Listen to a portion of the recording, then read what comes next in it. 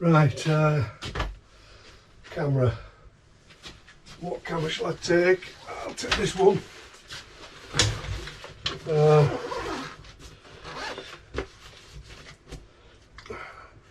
Don't think there's any film in that. No, definitely not. I'll take that, 35mm. Got all my lenses. It's good to see some film.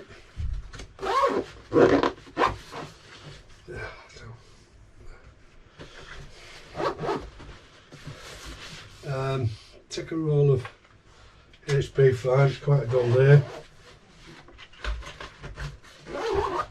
What else? A tripod.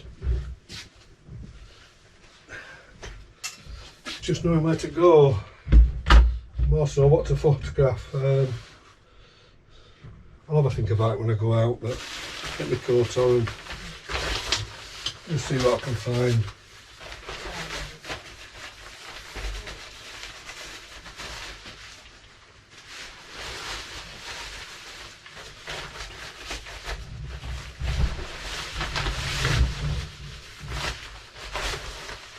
Right, ready.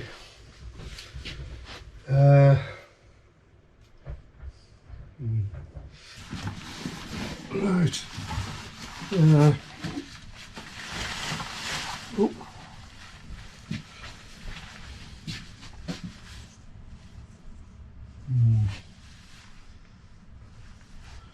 Oh, my tripod. Right, set up and see what I can find.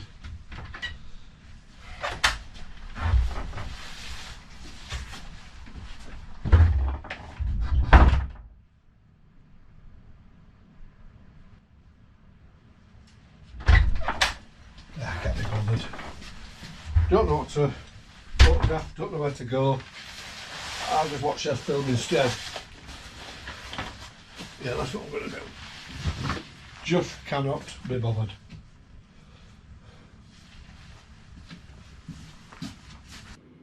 Now, did that part of the video look familiar? You know, has it happened to you? I'm sure it has, and I think it's something that all photographers go through at some stage, where they've just got this lack of motivation and interest in taking pictures. You know, why does this suddenly happen where we feel so uninspired and demotivated? You know, it might be where you live. You think there's nothing there to photograph, or if there is, you've been there, you've done it, you've captured everything there is to capture.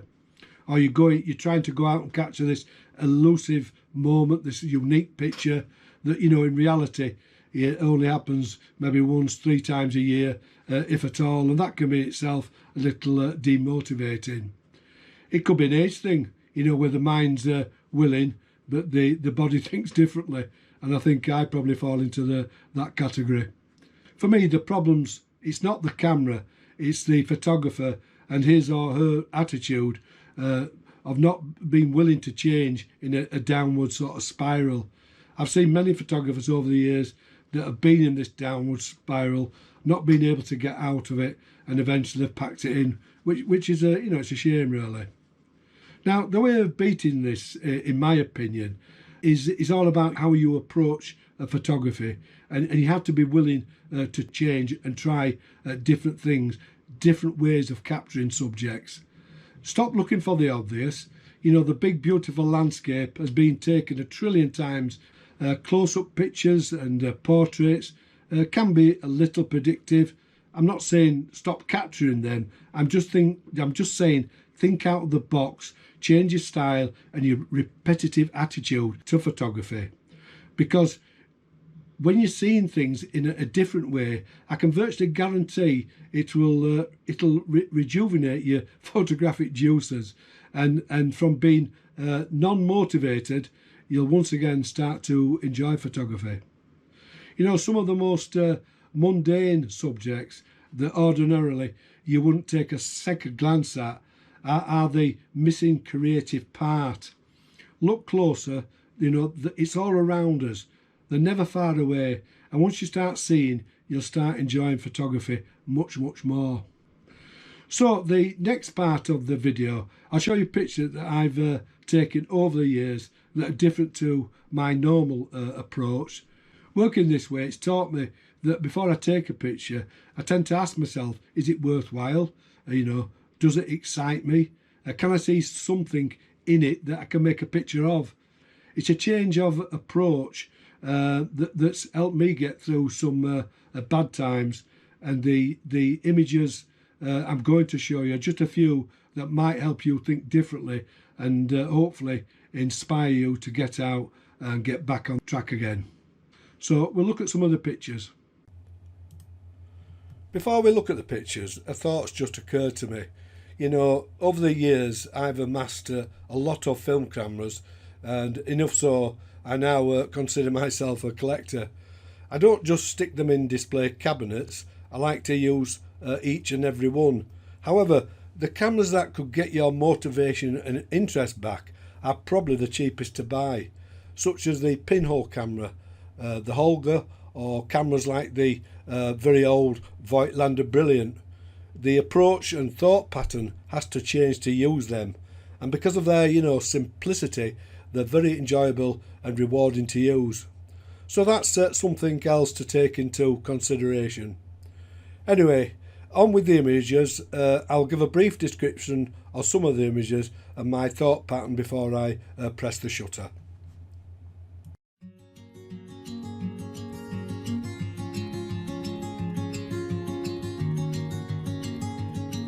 I've photographed many flowers over the years, and my usual style has been to photograph the whole of the flower head with the stem coming in from the bottom left or bottom right corner.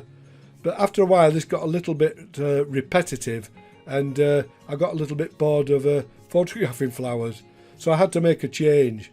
Now for this picture I thought I'd try something different, and I got my 4x5 inch field camera, extended the bellows so I got really close inside the flower head.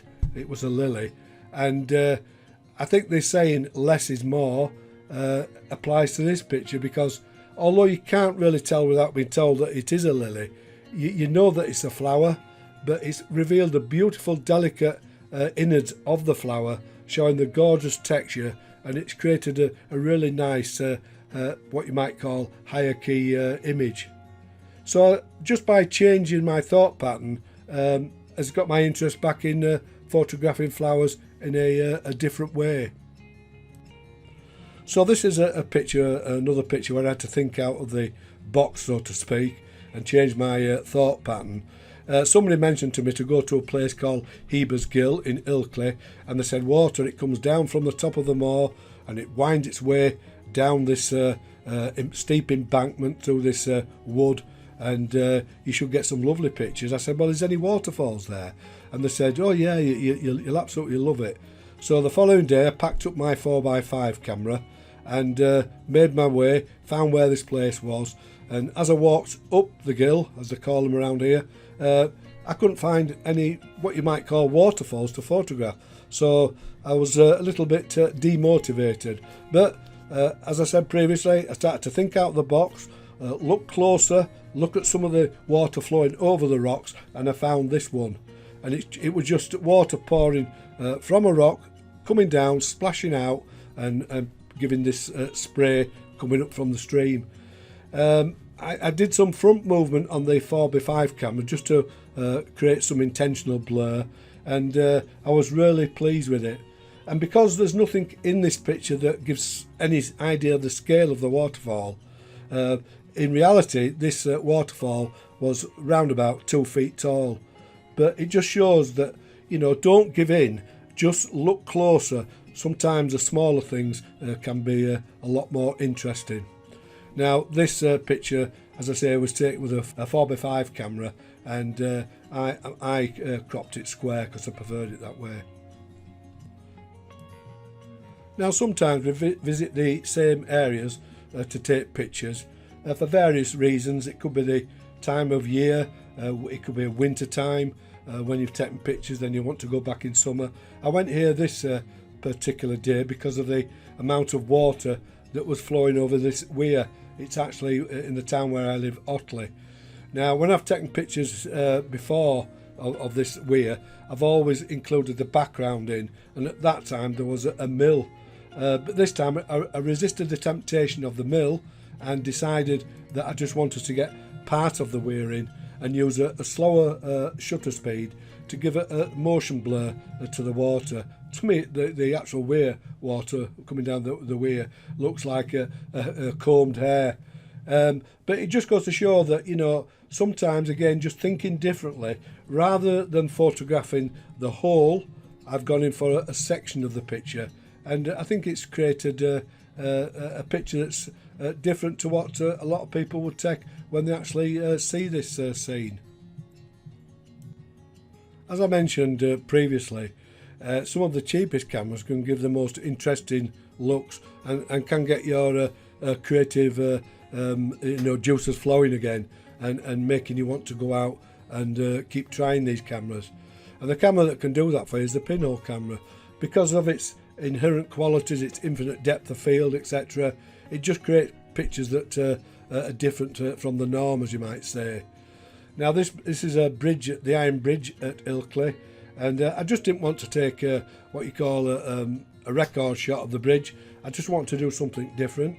So I got the pinhole camera on the tripod and positioned it so it was virtually touching the underneath of the bridge, as we can see the nearest rivet about an inch away from the pinhole. And it's come up with this picture. Although it's distorted, the bridge, the shape of it, because of the wide angle view, it still manages to show the structure of the bridge itself, where we can see these rivets that are holding the bridge together, and in some ways how it's made. This next picture, took it at Salts Mill. It's the chimney there, and I've taken a picture of that chimney many times, but again I wanted to get my interest going and try something different. So I got the pinhole camera, pointed it upwards towards the chimney. I picked a day when there was clouds in the sky, but yet it was bright, and took the photograph knowing that I would get this blur in the clouds that would complement nice with the static structure of the chimney itself. And this next picture taken with a 4x5 pinhole camera, the previous ones were taken with 6x6 pinhole cameras, is a bridge walkway that goes over a motorway, and I just love the way the railings lead you into the picture, and then you've got the roof structures of the bridge going to the left and the right, and then we've got the motorway bending away on the right and leading you out of the picture. Now the pinhole camera, you don't have a viewfinder, so you're having to really think about the composition, and when you come back and develop the negative, scan it or do it in a dark room, and it's come out as you wanted it to do, it really does inspire you to get out and do more. These three pictures show how creative the pinhole camera can be. Just by laying it on its back, pointing up vertically, you'll get pictures that would be virtually impossible to take with a normal camera, and it just gives a different look and helps to keep your photographic interest alive. Another cheap camera you could try is the Holga. The Holga, if I had to describe it, is a mixture of what you might call a normal camera and a pinhole camera. It sits just in between, and it produces these timeless, ethereal looking images that are quite unique, and you can get really addicted using them. I'm sure you'll have taken lots of pictures of birds before, probably the whole of the bird, but why not think differently and just photograph part of the bird? And that's what I've done here. I've photographed the side of the bird, showing the beautiful textures and shapes of the feathers, and it's created a nice abstract picture. This next picture is some leaves in winter that have got frost on them, and again, rather than just photographing a single leaf with frost on it, I've chosen to get in closer and tried to pick out a nice pattern of the leaves together with the frost around them. And again, I think it just creates a picture that's slightly different than what you would normally see. We also need to be aware of the light and how it affects subjects. This picture of the fern the low light has illuminated the leaves on the fern, but the background's gone darker, and that gives the picture an effect of depth and also a certain luminance to it. This other picture I just photographed looking up. It was a tree in winter covered in ice, and what attracted to me was the shapes against the lighter sky. So these things are there all the time. We've just got to look for them. When you go out in winter, sometimes the landscape alters dramatically. Everything's white, and it can be overpowering, and you know, sometimes you can't see the wood for the trees, and you struggle to find things to photograph. If it gets like that, concentrate on smaller areas within the picture. Forget about the whole picture, the grand landscape. Just concentrate in finding nice shapes and patterns, and that's what I've done with this picture. And again, I think it creates a nice abstract look. Sometimes we can get bogged down with technicalities, where we're always after this shadow detail and the maximum tonal range. But if you let yourself go sometimes and just experiment, then you can come up with pictures that are different, such as this one, just a man walking along a path on the horizon, and we have the trees at either side of him, and yet he's nothing special in this picture. He just becomes a shape, and he becomes a part of the landscape. So it's just another idea to think about when you know, you're out with your camera. Now, this is another way where you could get your interest back, is by experimenting with the film.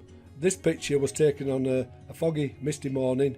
The sun was shrouded by the clouds, but I placed it just behind the tree trunk, and I've used the film as the creative part of the picture by rating the Tri-X at 1600 ISO. It's created this textural grain in the picture, and it just gives it some substance. So you know, do experiment with your camera with different films, different ISOs. It's all good fun, and as I say, it can get your creative side back into gear, so to speak. Another way to experiment is to place your subject between the sun and the lens. Now, this picture of the leaves, the sun's behind the leaves and it's shining through them, and it's revealing the lovely structure and texture. This picture of the pampas grass, again, the sun is from behind the pampas grass, and it's just highlighting the whiter areas on the grasses themselves, and it just gives the images a lift and a different dynamic look to them. Without the light shining that way, these images would be uninspired and a little boring.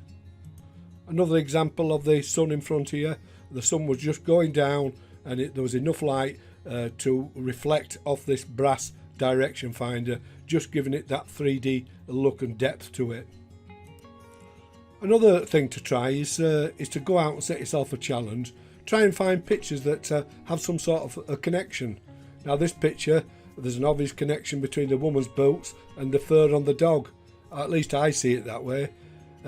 This picture somehow reminded me of an evil that we had many years ago now that's been eradicated, but I'll leave you to guess which one I'm talking about.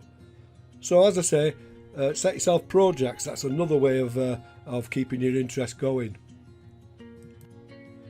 Have a go at photographing animals, but try and do it thinking a different way. This picture, I've used the lens wide open, and I've just got the eye in focus, and the rest is going out of focus, giving a lovely depth and more of a 3D look to the picture.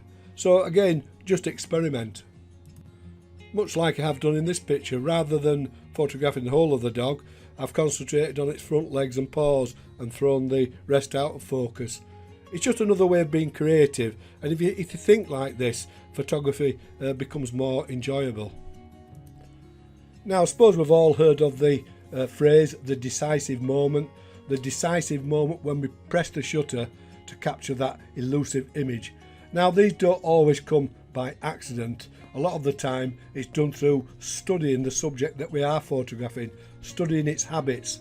And this picture of the owl, I stood watching it. It was in a zoo, and every now and then it started to close one eye, and I captured it at the moment that it closed its eye, and it looks like it's winking at me. So Again, just another thing to take into account. Sometimes photographs, you can be lucky with the decisive moment, but a lot of times it's through studying the subject that you're going to photograph. Another idea, we're coming up to winter now, we're getting these darker evenings, is to go out and photograph at night. Now, rather than just take pictures of streets, etc., photograph people and get some motion blur. This picture, I had the camera mounted on a tripod.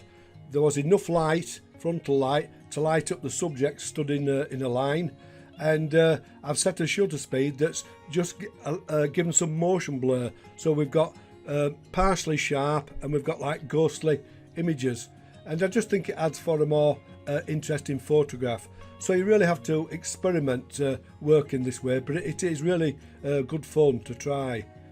This photograph, again the camera on a tripod, is using the light to paint, and the two people stood in the photograph had the sparklers and just twizzled them round and round and round while the exposure is running, and then you get a picture like this. So again, it's all about experimenting, working in a different environment, working at night, and it can be so rewarding. Try experimenting with angles. This is a picture of a hot air balloon, and rather than try and photograph it side on, I photographed it directly from underneath, and it created this more of a graphic look to the picture rather than photographing the whole balloon, which you normally see. Normally the fuller colour, because we're in black and white, you have to take a different approach. Now you might think this is some sort of alpine mountain in Switzerland. Actually it's a snowdrift, and just by getting the camera down low, wide angle lens, and looking upwards, it gives that impression of height, and it alters the perspective of the picture. So as I say, experiment with angles, looking upwards, and you will come up with different looking pictures. And finally, we'll look at some portraits I've taken over the years, and hopefully it might inspire you and get your motivation back just to try photographing this way.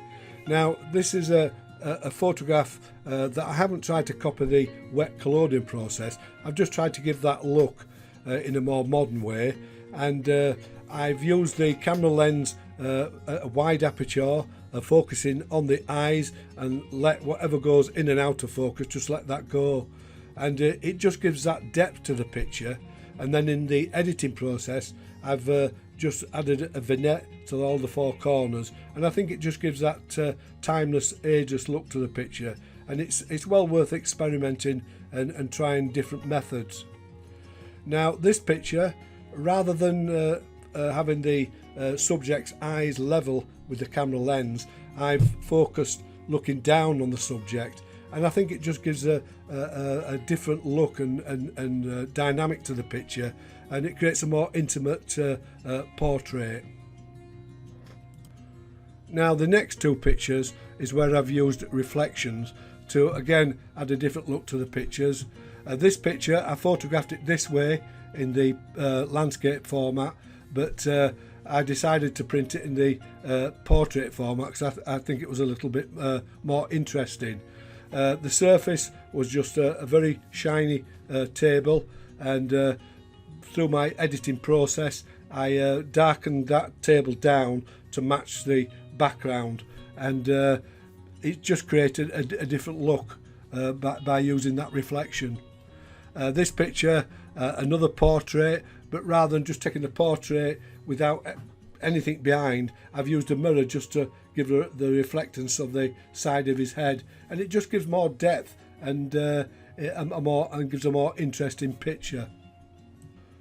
And this last picture is where I've got in closer to the subject rather than photographing the whole of the subject, because I don't feel you need to know what this person's doing. I think you can guess that, but by getting in closer and focusing on the fingers, it just gives a lot more interesting, intimate photograph.